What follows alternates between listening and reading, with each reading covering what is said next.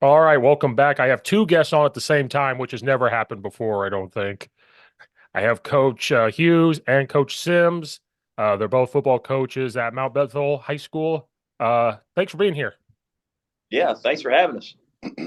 Yeah, this is the first time we're breaking ground here. Two people at the same time. Breaking ground. Absolutely. That's what we're good at. Now, Coach Sims was telling me I have a great football team behind me, and I know it's Alabama. I just had to mess with him. Like, I wonder which one he's talking about. I knew it wasn't in Illinois, but I knew that one. I knew that was better. No, most definitely, man. I see where your heart is. Well, I'm a fan of coaches, and so I followed Nick Saban his whole life, and then he just happened to be at Alabama most of his life. So I'm a bandwagon fan, I guess, to people. Uh, so I do it to piss him off. I'm like, I'm a bandwagon. Okay, I start putting stuff up. I got hoodies, I got shirts, and then he retired, and now people are like, "You still gonna root for him?" And I was like, "Yes, to piss you off. I'm still gonna root for." There, there you go. Saban's still on campus, so you still ain't doing wrong. Yeah, no, he'll still coach somewhere, or he'll be yelling from a different spot, I guess. Most definitely. Most definitely. Because I grew up in Champaign, so that's why I have to root for U of I. And so, but it's nice to have another team that was winning a little bit there. Like, oh, Alabama's winning. I'm a little happy. Uh, Even though Coach Bielema's getting it together, it'll slowly get turned around. But guys, thanks for being here. Coach, I know when you reached out to me, you talked about it's like a new football program, right? That you guys kind of put together. What kind of goes into building a brand new football program? Yeah, so it's been really fun. It's been interesting. It's been really fun. So we started the high school program here at Mount Bethel this season. They had 1 year of middle school, padded middle school. I think the year before they might have done some kind of padded flag, which I'm not really sure what that looks like. Um, but coming in, I mean, it's been I guess everything you could imagine. I mean, having to new uniforms, Mhm. completely structure all of that type of stuff, put a staff together. I was hired in February here of last year. So, and I had to finish the contract where I was at the school I previously was in Chattanooga, Tennessee. So then coming here, I had to put a staff together. Again, new uniforms, put a weight program together, a nutrition program, just all this stuff in a short period of time. Logos, had to create, social medias, and really everything to try to, I've told it, people, we're a college preparatory school, so we want to run this Mhm. program like college the best we can. So in order to do that, you've got to have full staff. You got to have, all these things in place that all these other top schools have. So we had to do that really in a short period of time, kind of manufacture that. I was lucky enough to come in and have Coach Sims. He works for the rec department for the church here Okay. at Mount Bethel. So, as soon as I got here on campus, I immediately found him, sought him out, and was like, I'd love for him to be my offensive coordinator. We took it from there and then kind of ran with it. Had a really, honestly, took a bunch of kids who had never played football before. The Mhm. majority, outside of probably maybe 3, 4 of our kids, we had a whole group of kids that had never played football before. Luckily, we had some good athletic kids. So at the high school level, we were able to go 500 and do that. And then our middle school level was really successful with a 5-1 record. The years prior, they had been mercy ruled and kind of beaten up in the first, second quarter, and so we were able to kind of flip that this year. And but Mhm. we really in and built, like, really try to build a lot of relationships with the kids. That was our priority over X's and O's and things like that. Was how quickly we could really get involved with our student athletes, and how quickly we could build those relationships. So the administration did a phenomenal job laying the foundation. We got a beautiful turf field, jumbotron. They're breaking ground February the 29th. They just announced on an $8.5 million Oh field wow. house. So, there's a lot of really positive things and big things that are coming, this way. So we're excited about that. But that's really, honestly, we just hit the ground running, put our head down, went Mhm. to work, kind of, you know, uh, what we did. We've got our philosophy here. We have 3 P's. We say people, process, and product. So we were able to bring in some really, really good people, and that just kind of catapulted everything else we were trying to do. You want to send some of that money my way that you guys are using? You don't need all that money for the field house. Send it up. Yeah, no doubt. That's the truth. So I was gonna say, if you have kids that never played football before, you literally had to teach them how to put on shoulder pads. This is how a jersey goes on. This is how your chin strap goes on. We had Cleats. a kid probably, I would say, I love the kid to death, but probably midway through the year, he still had his shoulder pads on backwards. And then I think the biggest thing is when when kids would put their helmet on, and I didn't do this. I would typically take their helmet off, kind of pump the air up in their, pads. I did it one time with a kid, and they found out you could get it pumped up with your helmet on. And the middle school kids, I mean, they were obsessed with it. They were like, Coach, that's a little bit too much, not enough, too much. Hey, can you do this? And we would spend like 20 minutes I think they just thought it was funny or fun or whatever. So, all these new little nuances that that the kids experienced. And I mean, just, kids that understand. Some kids would come out to practice with no jerseys on. They're like, I don't understand why we have to wear a practice jersey, They had no clue. Half the kids had no clue what a girdle was. So, when I was kind of introducing this in our parent meetings and I'm talking about everybody needs a girdle, a lot of the women were like those, the one things like the old ladies wear, like, why do they need it? So, you sit back. I remember we had this one kid come out. He ended up being a phenomenal player for us. Call him Balo. His first name's Gabalo. But I remember the first day he did something really good. And I go to pat him on the helmet. Like I go to hit him on the helmet. And he like puts his hand up like I was like some kind of awkward high five, So, I mean, it was just something like that every single day, just something new every single day, trying to figure out them trying to figure out all that stuff. And I mean, it was definitely, but then again, like we've talked about this, but then, 2 or 3 months in, you see that same kid making some kind of crazy, over the shoulder catch or, completely coming to you and just completely, talking to you from like a coach's perspective, like X's and O's, and really understanding and developing the game. I mean, that was super rewarding. I mean, that was probably the most rewarding thing to me was those aspects of it, to be honest.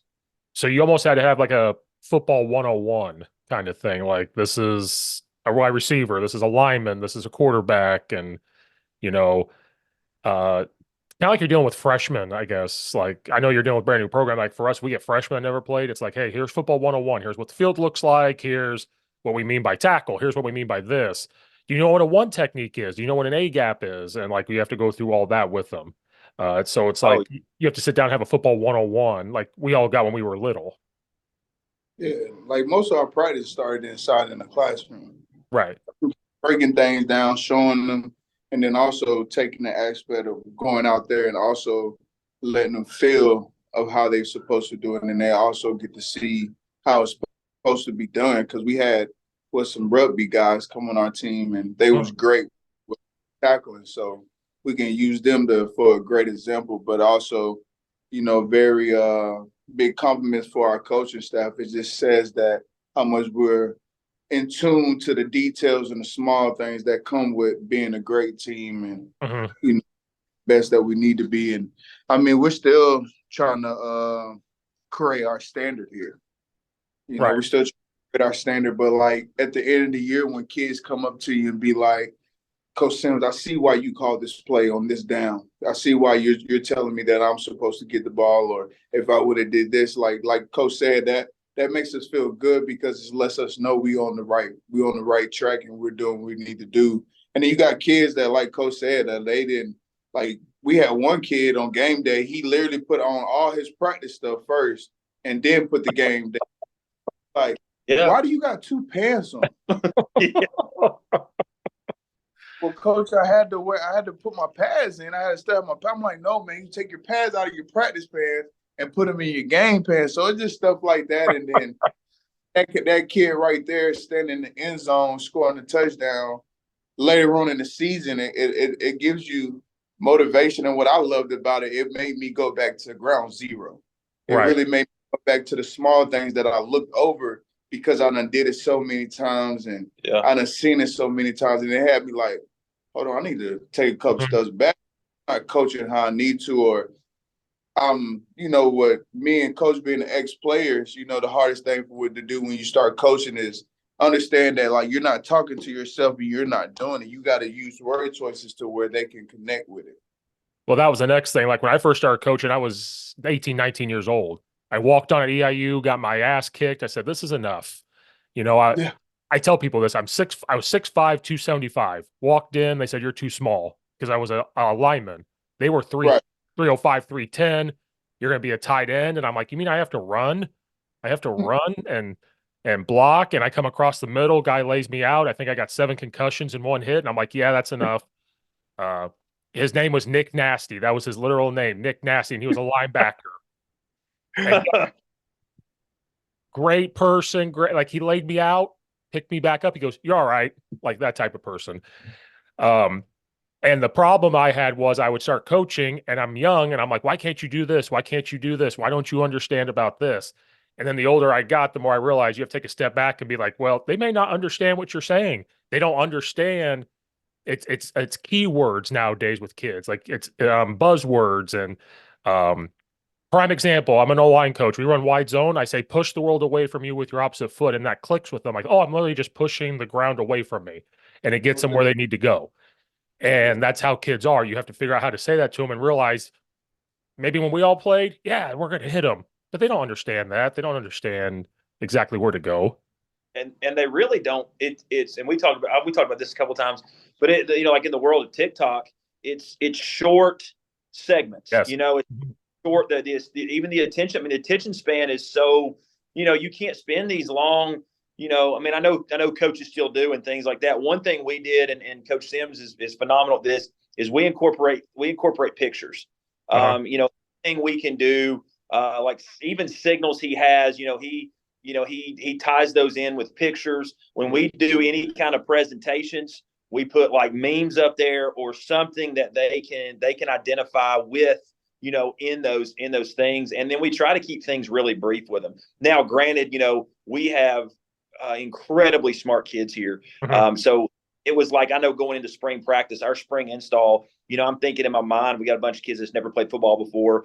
I mean, we're going to put, this one thing in, one play in, over the week or whatever it may be. And we get through the practice and I'm like, man, we were able to install. And I'm not saying, we weren't great at it, but I was like, they were able to get lined up. They were able to up in their zones. They were able to do these type things with success, in a short period of time because they are so smart. But I mean, even then it's trying to make it where, we make it to where that they can relate to it, they can see it, and then we don't spend a ton of time. Like if we're meeting in a classroom, I tell the coaches, "Hey guys, no more than 15 minutes," and it's make it, especially now. I mean, once we we build the program and it becomes a standard, then that's different. But initially, it's like we've got to keep, because we're kind of juggling two things. Is we're trying to keep them interested in football. A lot of those kids are going, coach, I've never played before. I'll give it a go. And if they don't like it within the first, it's like a TV show. You don't like it within the first 15 minutes, I'm not going to I'm going to be like, I'm not interested in this and kind of turn it off. So it's kind of, how do we kind of do that? So that was something we really, I think, did a pretty good job this year. And I think that's going to be kind of the key in growing the program. So you start doing that, you're coming in, then you have to get to some point, like, okay, here's our defense, here's our offense, we have to be even more, like we all say, stay stupid simple. You guys have to go an extra step below that. So like, how does that process go? Like, this is what we want to do, but what's realistically, how do we install? What do we pick? How do we go about doing that? And what can they handle? Yeah, really, when I came in, it was, I wanted to be, because we were playing, and I call it a modified schedule. We played some JV games, and then we also played some some lower kind of varsity teams that were just getting into it, that were kind of in the same boat we were. And so we didn't have, there wasn't, again, this is the first time for me too, not having film. Like we didn't have a bunch of film. So I could go on and try to find some things maybe about maybe what their varsity program did, or try to exchange. There was maybe one or two games where we did exchange some film. So we had what we did offensively and defensively. I mean, we had to focus on us, because we didn't know a lot of times what they were going to do. So, kind of went into it with the mindset defensively, like a lot of people, we want to be multiple, but in the same breath, be very basic and very simple. And it really got to, we had a, I would say, a large, playbook as a coaching staff, when you look at it, what we could do defensively, but we stayed in we stayed in our base. We got into a little cover 4. We played some cover 3, depending on how many backs they gave us in the backfield. We were a field boundary team.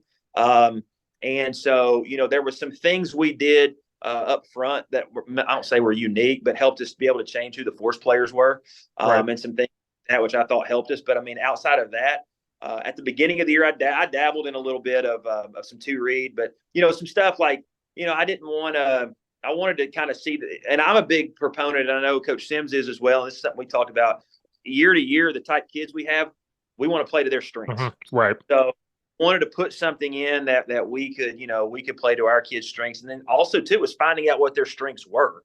So it was spending time, could we be good at this? Could we be good at that? So trying to find that. And I know coming in offensively, I mean, I really, turned it over to Coach Sims. All I asked him when I came in was, I want to be able to get under center and run the ball. And I knew his background at Alabama. I knew he knew how to do that. So there was no issue at all. So we were, I guess offensively, you could say we were a little bit of spread and pro eye.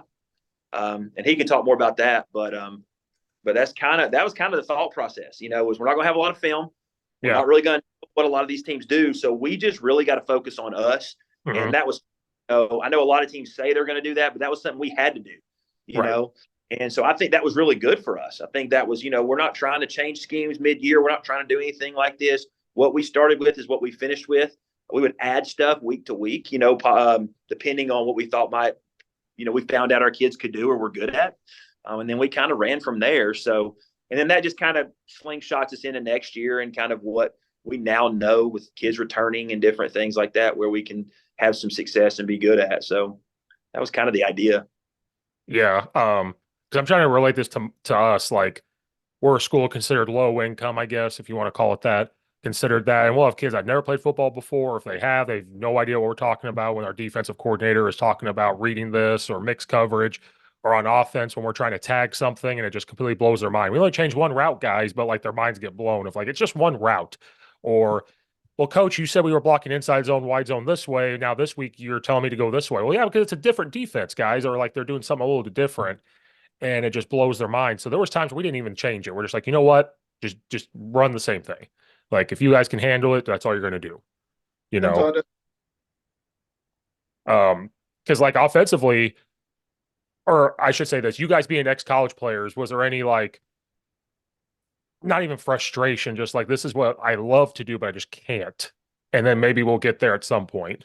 Oh, most definitely. And just being an offensive coordinator, right? Like, everybody wants to be the offensive coordinator, but certain people just don't want the position because how much it comes, right? But it's just really just, like, because me, like, I play for Lane Kiffin, so I want to open the playbook.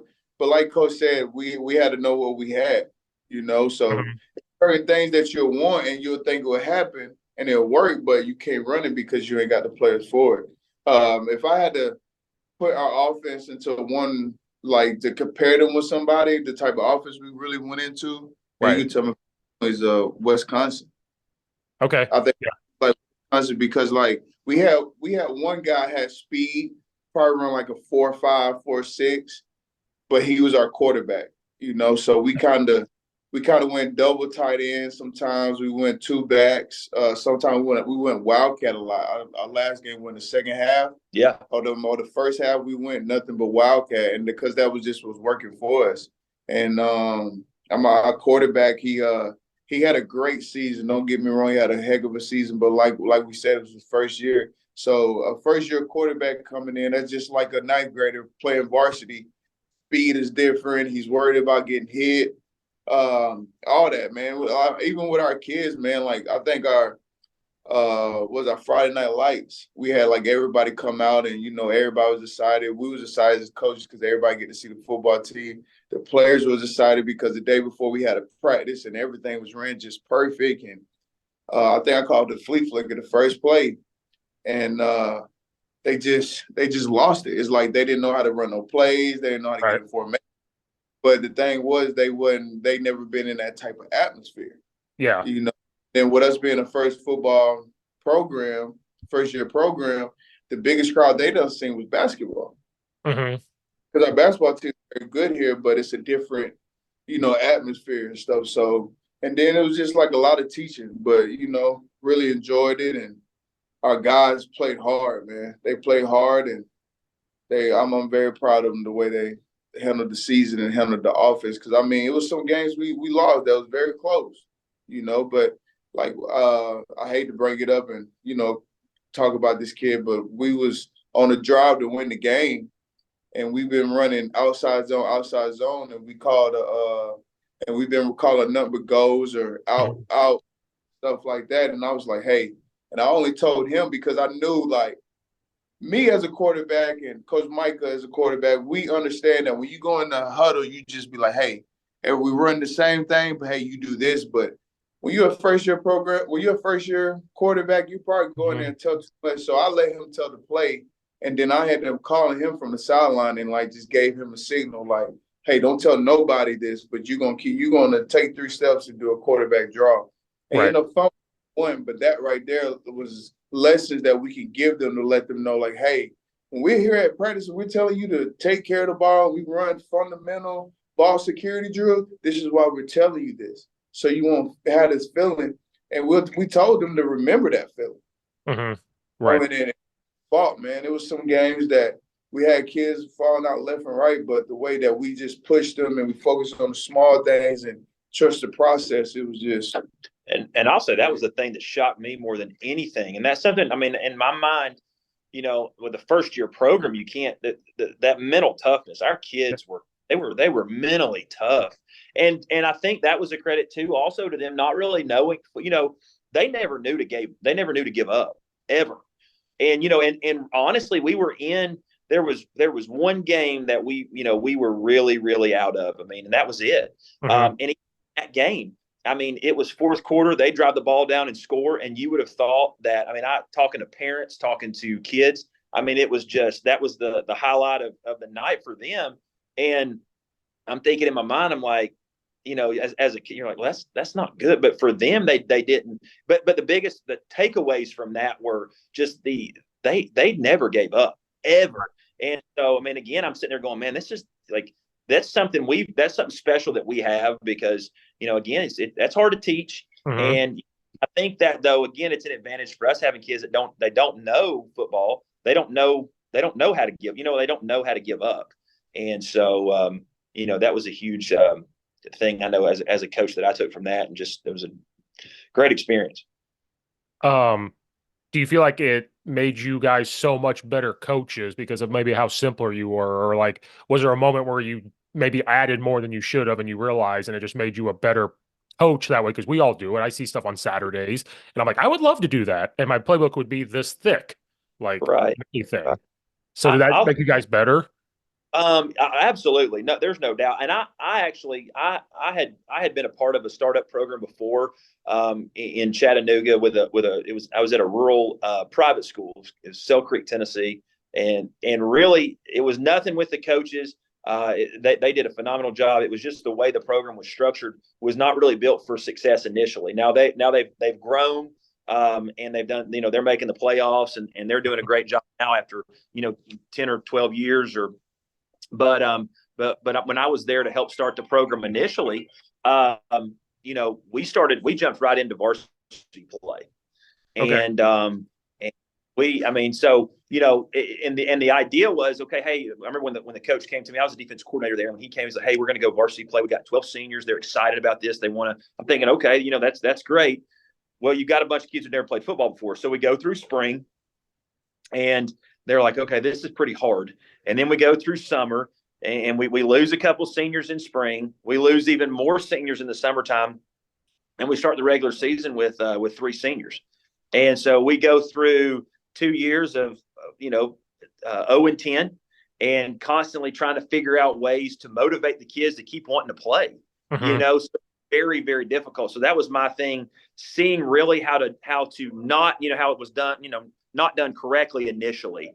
Right. And again, on the coaches. The coaches were phenomenal men and good coaches. It was just the situation. And, so when I came here, I was like, okay, I know how not to do it.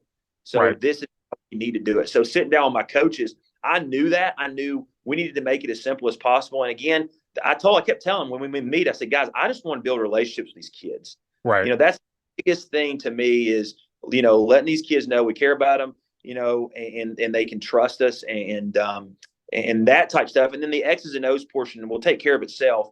And we really tried to, and I brought in some really good coaches from different programs around the area. And so then bringing them in, and they had a lot of success at places they had been. And they were kind of antsy, like, hey, let's add this, let's do this, let's do this. And it was constantly trying to say, hey guys, let's slow it down. Let's keep it fun. Let's keep it exciting. Let's keep these kids wanting to come back. And I almost equate it to, hey, we gave them just enough football, but not too much to where they're hungry right now for more. I mean, I'm getting texts from parents. I'm getting texts from players. We're excited about this year, so it almost really kind of, and that was kind of the idea and the thought. And again, I think we did a good job with it. We'll see as the years progress, but I think we kind of did a really good job with what we try to do this year. This might be a dumb question. How do you sell that to a coach that's coached at schools that they've always had football? Like, what's a selling point to look at a coach when you're trying to bring him in? And I don't even know if the right word is convincing them, but like, hey, like, this is what we're doing. How do you get them to buy in as you're interviewing them? Yeah, no, I mean, the biggest thing, was giving a lot of guys. I mean, now I was able to get some guys that were in transition from other jobs. Maybe the other coach had gotten fired or whatever, or they were switching, or putting them in a position of a larger role, giving them ownership of of that, whether that be a coordinating position or maybe a co-coordinator or something, to give them some how can I help you? How can I want you to come and help our program, but I don't want this to be a one-way street. What can I do for you, and how can I make this a benefit for you as well? And then, to be honest with you, when I was talking to a lot of the coaches, everybody is really intrigued about starting a program. When you talk to coaches or a lot of the guys I talked to, there were some guys I talked to that were like, this is not for me, and that's fine.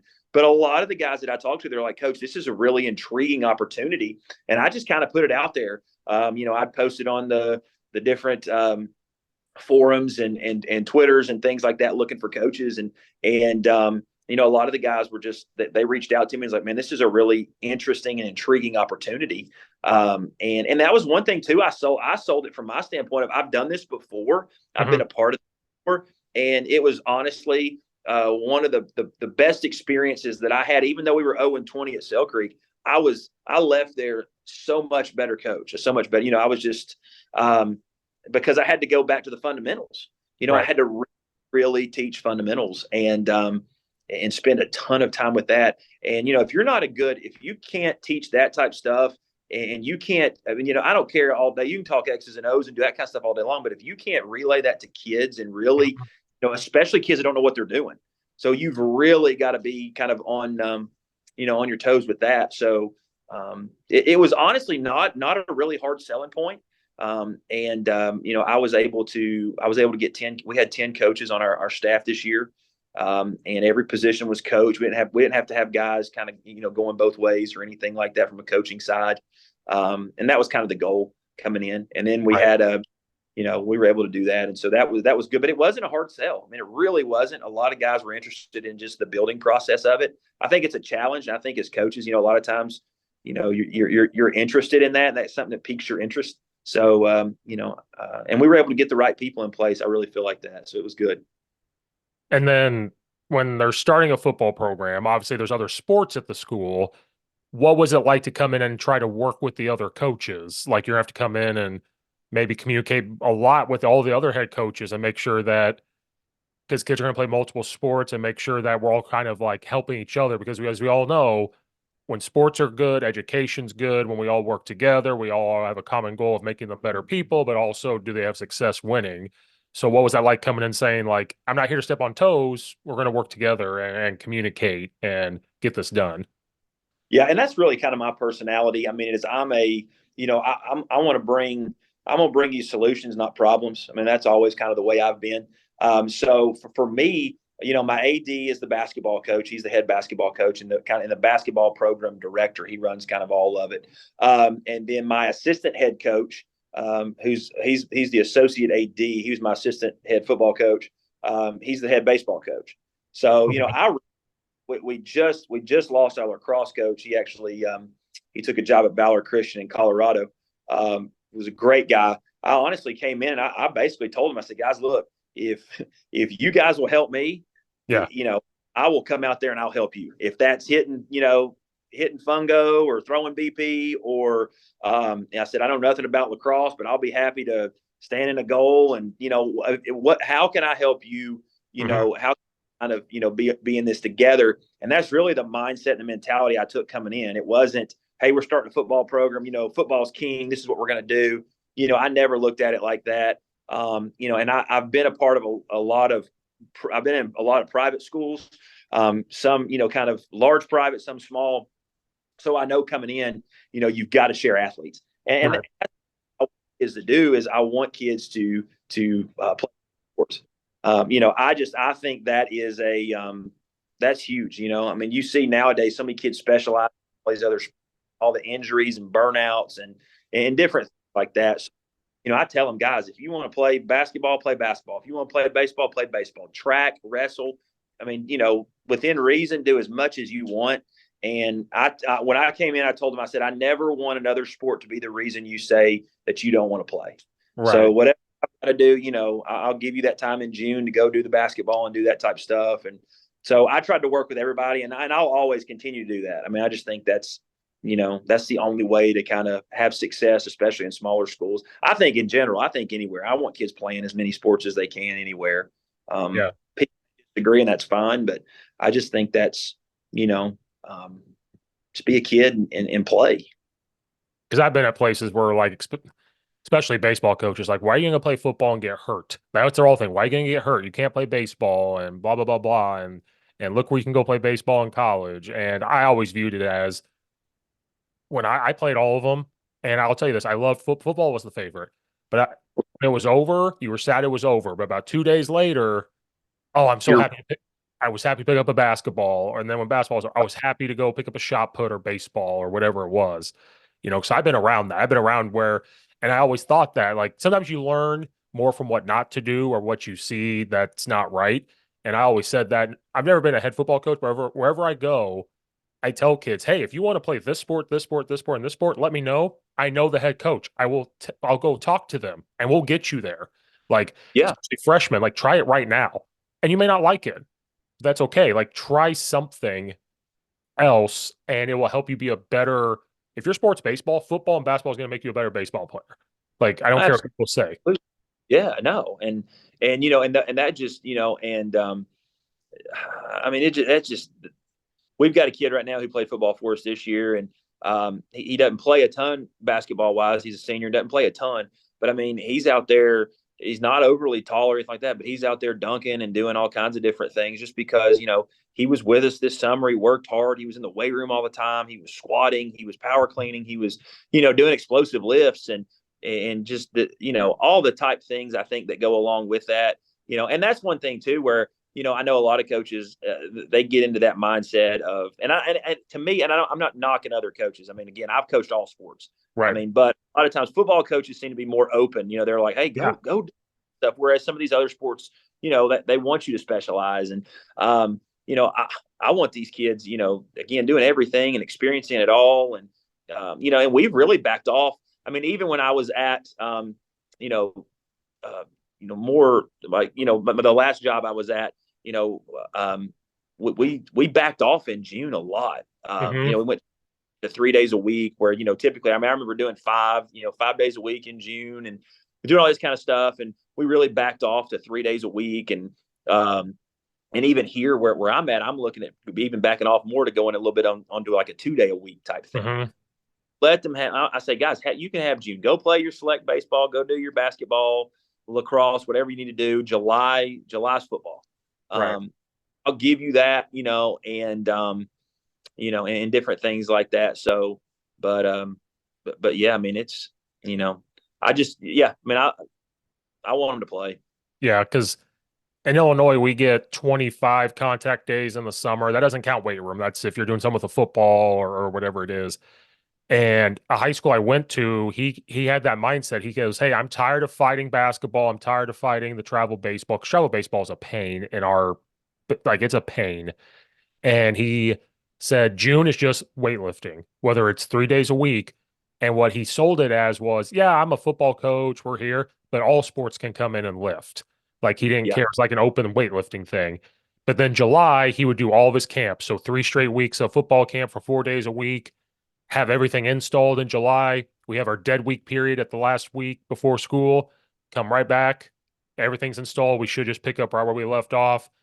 And the basketball coaches there love it. The baseball coaches there love it. Travel baseball coaches can never be pleased. So he doesn't care about trying to please them at all because whatever. So when I got to this school, I'm just the run game coordinator. I brought that to him. I was like, what do you think about trying this in the summer?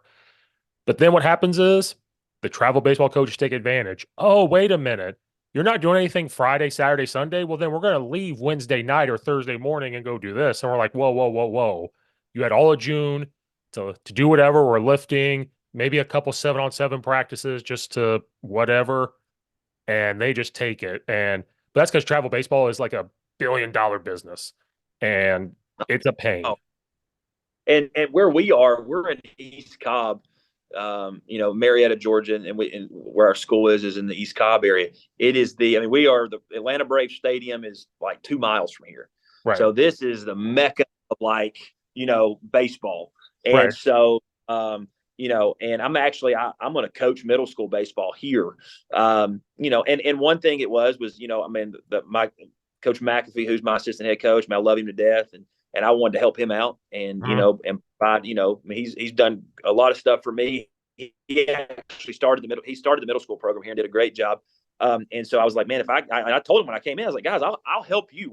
I'll go out and throw BP or hit fungo or do whatever. And that turned into me coaching middle school baseball.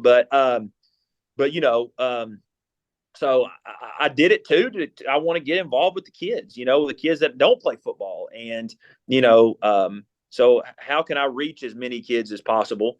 So, if that's through coaching another sport or whatever that may be, I'm going to do that as well. So, yeah. It also maybe helps me get in with some of those travel guys too, and just get to know kind of the ins and outs of what they do. And I really don't care. I mean, to be honest with you, I don't say it in a bad way.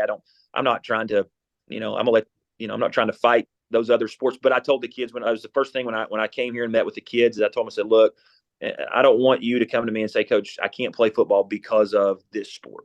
Right. Because of baseball, because of basketball. I said, I'm not going to let you use that as an excuse. Right. So I will work with you any way I can to help you, to be to where you can manage both of them and do it that way.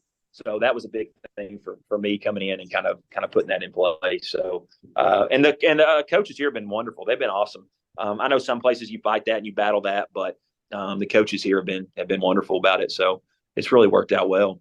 Yeah, because a story I have for people, I think it depends on your situation. I've met good travel baseball coaches. I was a young OC, and our kids were like, hey, we're not going to go to baseball tomorrow to come to the 7-on-7. And, we're like, okay, cool. And they came to 7-on-7. That baseball coach didn't play them for like a week. And the kids came and told us, and we're like, well, why? Well, he's mad that we went to the 7-on-7. And so then our head football coach called this guy and was like, hey, why are you punishing these kids? And this coach just went off on our football coach. He's like, football takes away from this. They're going to get hurt. What's wrong with you? And I'm cleaning up the language a ton. And our head football coach used to be a bodybuilder. So he was still big. So he's like, I'll be right back. And he drove to wherever their practice was and went up to him. He goes, all right, I'm here. What do you want to keep saying to me? And this coach just backtracked. And it's like, those type of people is where I have a problem with travel baseball. Love it. Oh. It's good for the kids, whatever they want to do. Because I also tell the kids, it helps you get recruited. What do you mean? And I'm like, guys, I know people that play baseball that got recruited just because they watched them play football or basketball because they saw them compete. They saw them do something different. I've seen football players get recruited because of basketball or something because they saw them competing. Coach Sims, like right there. So I think it's your situation. Then up here, we've had kids stop playing football because of travel baseball because they want a scholarship, and mom and dad think that, and we have to tell mom and dad, you're paying thousands of dollars for this, and you may end up just going to community college, which is fine, but we're just trying to tell you what's about to happen, and then it happens. Like, if you're going to go big time, they would have found you by now, Right. a couple things we've done here, which I think really by accident, I even say by intention, and to follow up on that on your story with, we had the same situation happen because see in Georgia softball plays in the fall, Okay. which I know Tennessee they play in the spring, and but here in Georgia they play in the fall, and so we had an issue with they've had a middle school program here that's been pretty successful, but they were really trying to, again, the upper school is relatively new. It's only been around for 10 or so years, so they're adding sports, and as they grow the school in numbers, so they added softball, and they were battling this year. I know even at the middle school level and the high school level with school ball versus travel ball, and travel coaches saying, well, I don't want them pitching this much, and I don't want them doing this, and different things like that. So, I mean, it's a battle even in season, with these sports. And, I know football, we have it, but I mean, sometimes you're like, man, some of these other sports have it even worse. I know with basketball with AAU, and here these kids will practice at 9 at night and just crazy hours and doing things like that. One thing we've done, and again, I don't even say it's intentional. It's just kind of, but I know Coach McAfee, our baseball coach, he's hired some, he's got a really good staff of coaches, and those guys are really, a lot of them do travel ball, but right up with the parents is like, look, I mean, like they're like, I've coached college baseball, I've done this. I'm not going to get stats for a 12U team, or I'm not going to do this, So and they really push multi sports and do some things like that where, so you kind of get it. You actually, if you've got a guy who's been at a high level, I know they just hired a guy who coached at Georgia, UGA, and at a couple other places, and he's on it. He's like, he's like, I'll tell the parents, they need to do this. They need to play multi-sports. They need to be doing this. So, that helps our case big time just across the board. And I know Coach Sims can talk about that. I know he played a ton of sports in high school and different things there. I always push, I always tell every kid, man, play multiple sports that you can play. I'll say I'd rather you pick a sport depending on the fall, the spring and stuff, in the summer. But like, hey, get at everything. Like how Coach said that we had some guys missing practice because of baseball, and I'm like, look, I know back in my day, I played 5 sports. That was baseball, soccer, football, basketball, and baseball. Did I say baseball already? Baseball. But I played 5 sports, and I told them I was at every practice. I didn't miss no practice for all sports. Right. And the reason I say do that because you get to work on a different part of your craft throughout the whole year. Basketball, you get to work on lateral movement. If you're a running back, basketball is the best thing because where do you live majority of the game? Knees bent in a good athletic position, and you're sliding. When you pass protect, you got to slide, do a basketball slide down there and come out of your hips. When you run the ball, you got to make a jump cut, and you got to explode out of into your sprint. So even when track makes you faster. Soccer makes you great with your feet. Yep. Baseball, hand and eye coordination. If you're a wide receiver and you're playing baseball, that's big. Right. You gotta watch that ball all the way to your glove or all the way to your bat. So that's why I say, man, do everything. And I think that's why I was that successful in the NFL and in Alabama, because I just didn't play one position. Because I played 5 different sports, I was good at quarterback. I could pick it up quick because my footwork was good because I did soccer. Right. I could do receiver because I was a great baseball player. You see what I'm saying? And then and I ran track all 4 years. So that's where my speed came from. And that's one thing we've done here too. When you don't have kids that know how to play football, they're not football kids. We have to use other sports to teach them football. So, it's utilizing those things, just going through, all these different, things. And it may be, using a baseball analogy for hips or like Coach Sims just talked about basketball and how that, ties in with football. And so, a lot of different things like that. So, wrestling, really, honestly, kids don't know how to tackle. I said, if you know how to shoot a single leg or a double leg or, like that, and that's how we really teach tackling. And so we utilize those. A kid who's wrestled before, and have him demonstrate, what that looks like, what a double leg looks like, or, or things like that. And then they can demonstrate that. And then, so, those are things we utilize all these other sports. And then we tell them, hey, go play those sports, so we're very, pro multi-sport. And again, that's the way we sold it with other coaches at the school. And that's been a huge positive just across the board, I think. And I think that's the good thing with us having an off-season program too. Mm-hmm. So now they got a certain time where that we're gonna go through this process, and once we go through another off-season, it's gonna become a habit. They're gonna be like, hold on, something's supposed to be going on right now. Oh, we got off-season workouts going on. Right. You know what I'm saying?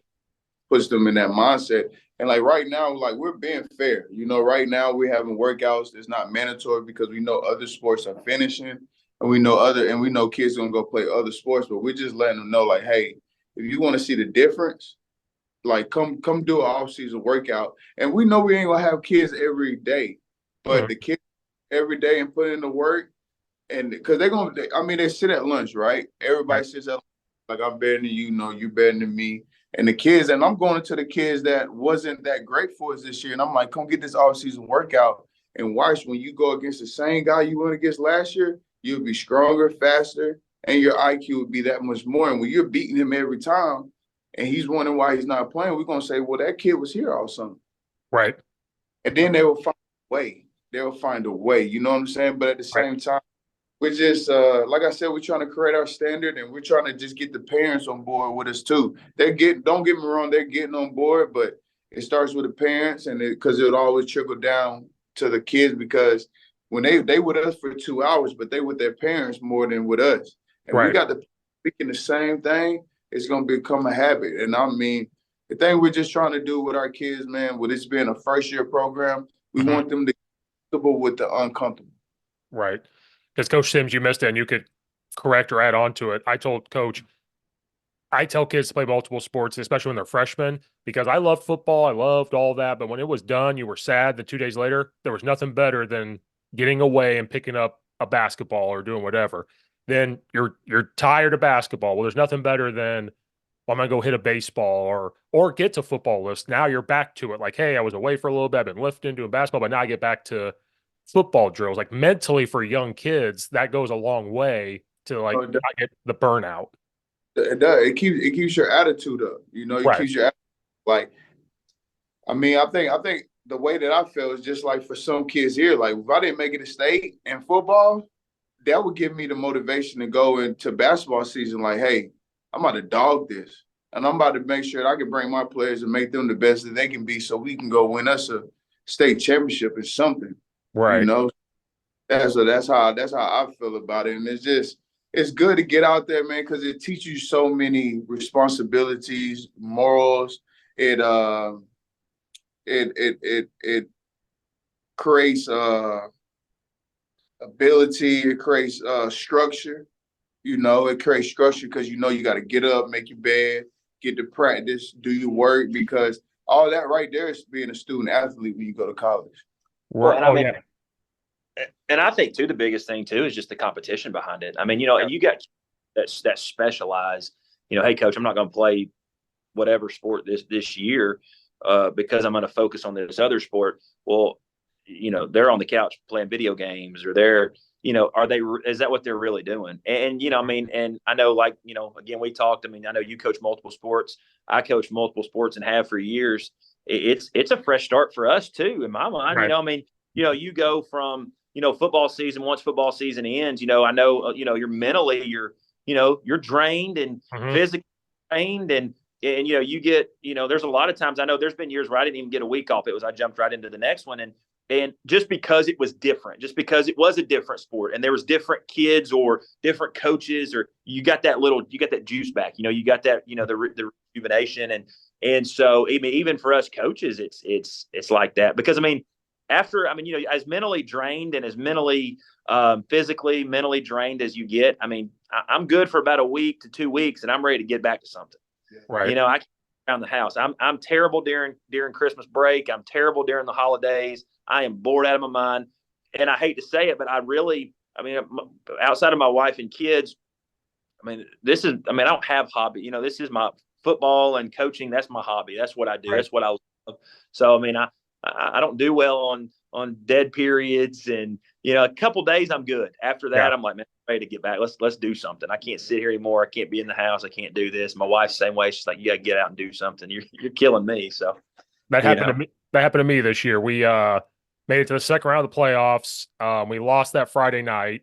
Saturday, I don't consider a day off because you're replaying the game in your head and the season's over and whatever it is. Sunday kind of was a day off. Then Monday, basketball tryouts. So it was just boom, boom. Right into it. But I will tell you, that first week, I was a grouch. I was irritated because I was mad about losing that football game because you feel like we only lost by like 7 points, maybe 10 points. So it's like we could have won. We went against some Division I recruits that we battled with, and you're all pissy. So that week I was bad to be around. Then after that week, it was better. It was like, because last year we didn't. So I had 2 weeks off in between. So this year I was like, why am I so irritated this year? Oh yeah, I didn't get any time off. That's why. But you wouldn't trade it for the world, though. No, most definitely. No. And I just, so I think that, and it's, and I hate to say it, now I was talking to one of our seniors, his mom, she's a physical therapist. And she was saying like, now the, what is it, Tommy John surgery and all this so prevalent now in these younger kids. And she was telling me, she said, she sees it. She goes, 10, 15 years ago, she said that was a freak thing. She said, now it's something we see all the time. And she said, it's almost like a badge of honor for these kids. And she said, what they don't understand is they've got to have that. That's their arm for the rest of their life, And so I think that there's just so much overuse. And then you see a lot of these kids who are phenomenal athletes and they're just like, I just don't want to play anymore. I'm just burned out. And it's, and I think that's one thing where, just being a coach who's coached multiple sports, I think you see, you can see the benefit in it. You see the benefit in it. And, I will forever be, pro multi-sport and trying to get those kids out there for whatever, Yeah. Then also though, the reason we feel that way is because we never get tired of the process. Right. We never get tired of the process. When you're done, you like, oh snap, I get to do it all over again with a new team. Like Friday Night Lights, the movie. Like, everybody speaks about the movie and it's great points in the movie, but like now that I'm a coach, I think about like how the time that it was a great season, right? They lost on the 2-yard line, but what stuck out to me the most was the fact that he just started peeling the names off the wall of the scene. And he's like, well, this is our team next year. So it's like, and I got this totally from Saban. You know what I'm saying? He always loved the commitment, the competition of just doing it again. Like, okay, you did it once, but who has done it multiple times? Who has done it 3 times? Who has done it 4 times? And he just always process of always starting over. We always say he was always into next year. He was never worried about that year. Yes, he was worried about that year, but the best is always going to be prepared for the following year. And just hearing y'all talk just now, I'm just like, that's the process, man. And I love the process of going through it and molding something to make it look so good is what you get at the end of the season. And how much work you put in, and how much the kids put in. And you see how they have improved and how much it matters to them, and so how much hard work and the process that you put through it and you felt like it was gonna work. And it's just like you said, that Saturday you break it all down, you like, we could have did this, we could have did that. And it's always a lot of shoulda, woulda, couldas, but the best team always puts the shoulda, woulda, couldas to the side and they move on and make sure they don't make that mistake again. Right. Speaking of your Tommy John story, I coached baseball at school for the last 2 years, and I was freshman, and I had this kid like, hey, coach, when I get to 60 pitches, let me know. And I said, why? And he goes, well, I had Tommy John surgery. I'm like, wait a minute, you're 14 years old. When did you get that? I go, 7th grade, 6th grade. I'm like, what? Yeah. Why? Well, because in travel baseball, there's no pitch limit. And I said, what? And then another kid came up. He goes, yeah, I had Tommy John surgery too, like at 7th grade. And I'm like, what? He goes, yeah, I threw my arm out. It's like, what? What am I walking into? No, it's shocking. I mean, the school, there was, we had a kid that had it as a sophomore, and and it just, I mean, and again, it's just, and I'm not a doctor. I don't know the ins and outs, or anything like that. But it's just when you're talking to physical therapists and people who see it all the time, and they're like, this has become, just the norm. It just goes to, it's just shocking. I mean, it really is. It's just shocking, and it's just like, man, we just, as coaches, it's like we need to do a better job of just, and I hate it, I hate it, but that's why I'm constantly pushing the kids, to not specialize. And I'll tell you, I remember when I was at the Baylor School in Chattanooga, our head football coach, Coach Massey, his son was a big time baseball player. And he was getting highly recruited out of high school. He was going to get drafted out of high school. And I remember the scouts would come in, and they weren't talking to me, but I was just in the office, and they would ask, they would come in and talk to Coach Massey, or they would come in and talk to some of the coaches just wanting to get to know Tyler. And the first question they asked, how many sports does he play? Mm-hmm. It was, we want a guy, a lot of these scouts, they want guys who know that, hey, they're tough, they're resilient, and so I remember they said, oh, he's our quarterback on the football team. He does this, he does that. And they're like, oh, that's what we want to hear. And so, I think because they know you experience different types of adversity in different sports. And so that's and then the at thing. the same time, when you do that, it goes all the way to the NFL. You could play more than one position, you're more liable. Right. I was just telling one of our kids that want to play quarterback that, like, hey, I love your fire and you could play. You have a great arm, but why not try out another position and see what you could do? Because maybe you're not the fastest, but you're the best on special teams, right? Or you're the best on the zone corner, but you're gonna stick on the team longer than somebody else because you can play multiple positions. Right. That's why I feel like that's another reason I feel like playing multiple sports is good. Right. Because if you got a great coach, they can teach you how to play the position, but a coach can never teach somebody the skills or give them the skills, because that's given, that's God given. Right. But if you play multiple sports and you done got quicker because you doing track, or you can get in and out of your break because of basketball or whatever, do that. Right. Do that. Like, play multiple sports, man. I really think that people should be multiple sports because it builds confidence too. It teaches you how to communicate. Because when you get to the next level of college, you got to communicate. You got to know how to break things down. You got to know how to start your own process. You got to know how to warm up. You got to know how to balance school and football. So it's just like, that's right. the next. So it's a lot of things that you just got to do. But the thing is, people got to use more ears and less of their mouth. Oh, for sure. I should do that too. Because I'm an Alabama fan. I'm an Alabama fan to the core. So, and what a lot of people like to tell me is that, like, Coach Sims, you did it. So how do you feel about it? Uh-huh. But the question when they already got the answer. So it's like the fact that that I've been in it. Yeah. You build up the confidence to come ask me the question, but then you ask me the question and I tell you my answer, you're like, no, I don't think so. But then you come back and say, well, Coach, you did do it. But it doesn't make sense. You're using too much of this and not enough of this. Right. You gotta always be willing to be a student before you're the teacher. Mm-hmm. I learn everything that I can.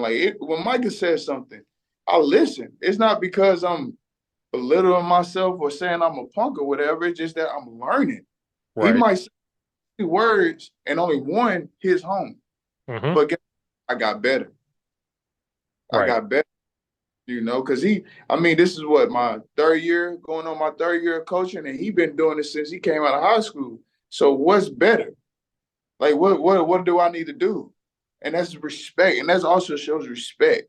Right. It shows respect that you're willing to soak in all the information. Like, I want to be a sponge. I want to just soak in all information, because last year and the year before showed me coaching and being a player is two different things. Right. It's two different things completely. Right. That's why I love this podcast, because I've talked to coaches all over the country, and it might talk for an hour, and I love every minute of that conversation, but maybe 3 things or 2 things that coach said I wrote down, and that's enough. Like, that is enough for me. And if somebody listens to it and they pick up something completely different in that hour, God bless them. They found something different that I didn't even like. Maybe I didn't listen well enough, but I listened to this, Most and definitely. I'm not coming in trying to know any more than you two do. You two know way more about starting a program than I do. You two know more about this. Maybe I know one thing that you don't know. Who knows? But that's just how life is. Most definitely. No, We all feed off each other, man. I have to ask, what else from Alabama have you brought in? Because I love that. Anything else from Alabama that you brought in from Uh, coaching? uh, it's crazy. Like I said, man, when I started coaching, man, I called Saban and I apologize. Because the things he used to say, I used to be like, why is he saying this? And I got Carkin all the time, man. The fact that you was there when I was there, it was the best. Because I'll have a meeting with Coach Saban, and Yeah. I'll literally everything he'll say, and then I go down to Carkin and be like, all right, Saban just said this. What does this mean? And because the way Coach Saban, a lot of people don't know, when Saban went to Kent State in college, he was a psychology major. So Yep. a lot of things Coach Saban said, you wouldn't understand it. But then when you get on the field or you get in that situation, you be like, dang, I see why he's saying it. You know Right. what I'm saying? Another thing I just took from him, man, was just be where your feet are. Be where your feet are at all times. Mhm. See a lot, see nothing. And that's just the details, man. The small details, enjoying where your feet are within the process of wherever you at in your process, be where your feet are. Enjoy it. Soak up the information, and enjoy the time of being, and also the way that he connected with us. Coach Right. Saban took time to hang with his players, and that's why we was able to be coached the way that we was able to be coached. That's why it didn't matter what Coach Saban say, man. We was doing it. Run through that wall, all right, coach. Yeah. And we were full speed because we knew that he loved us and it was nothing to harm us. Right. And then at the same time, Coach Saban never said, I told you so. He was just Yeah. like, trust me. And when you got it, you got on the field.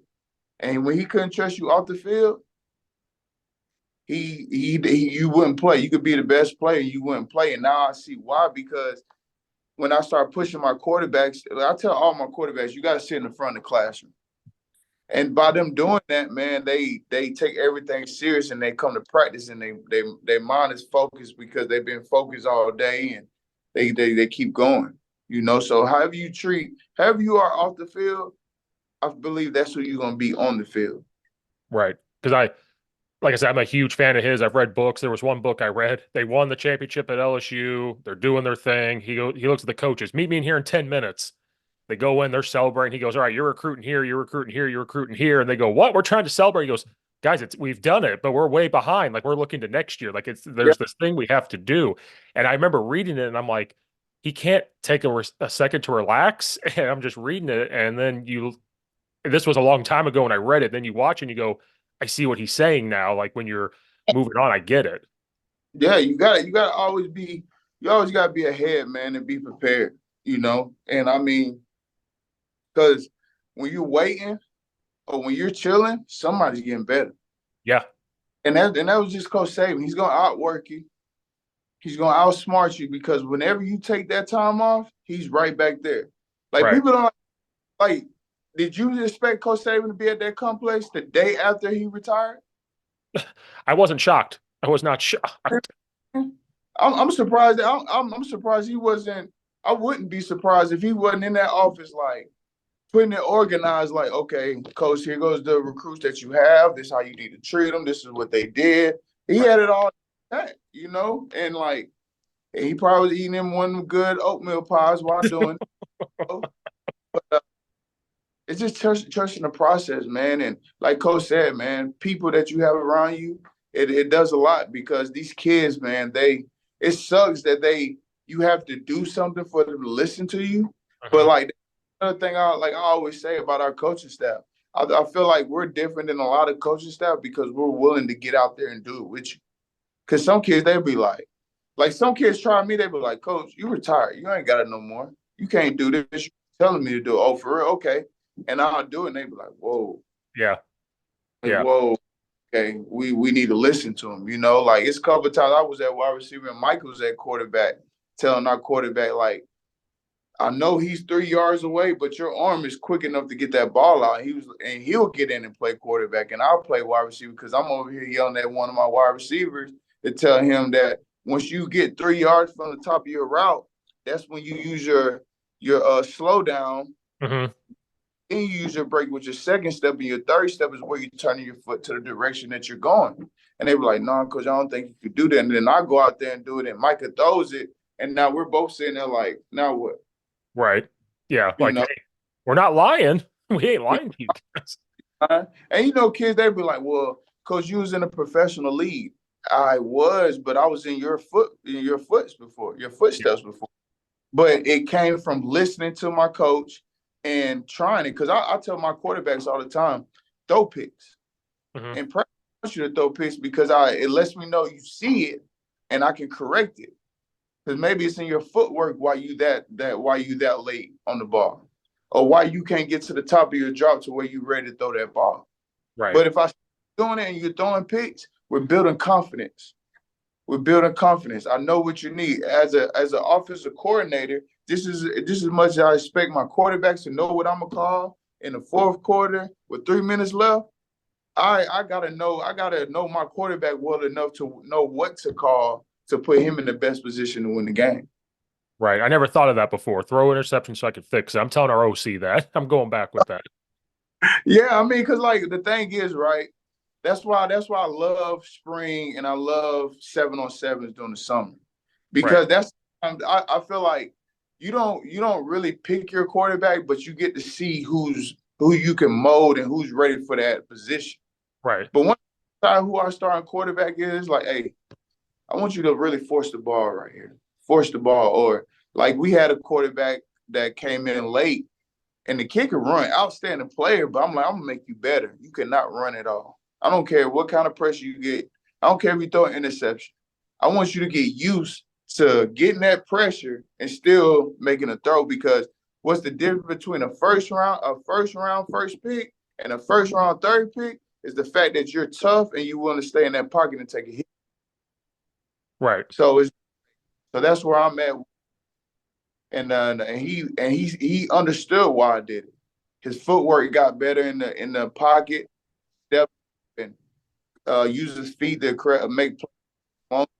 It was awesome, man, and we're getting better, and that's all it's about, man. 1% better every day, and be consistent. Be consistent. Everybody can do it once, but how many people can do it over and over and over? Right. And then find a way to make it fun to keep them out there. That's the biggest one right there. Yeah, and my favorite phrase is, "Don't do it till you get it right. Do it till you can't get it wrong." Oh, yeah. Yeah. Because like that's what natural as human, right? Even when we're doing a math problem, we done got it wrong 100 times, but then we done did something and got it right, and then it's right. But we celebrated so loud that we forgot how we got that problem right. Right. But no, again, do it again, and just do it over. Like everybody don't want to repeat the same thing. They just want to get it over with. No, do it again. And then when you come back to it, it's just natural. Right. Right. Second hand, so it's easy. Well, coaches, you guys are doing a great job. I appreciate you guys coming on here, spending over an hour with me. I just had to get that Alabama question, and once you said, I was like, I have to ask that. But Most definitely. You guys are doing great down there. I appreciate you guys being on this podcast. Yeah, thank you.